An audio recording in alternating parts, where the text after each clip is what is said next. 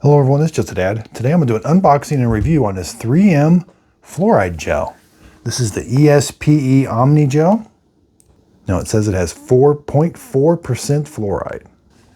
Now we are going to have to open it up here and take this little, there we go.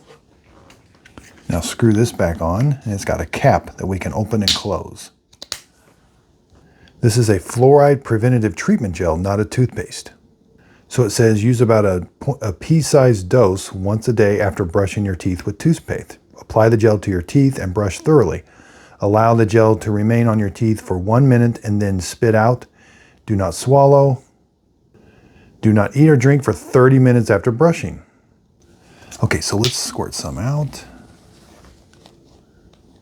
Again, it doesn't have, that's too much to put. So you put about that much on your toothbrush. But it doesn't have a smell.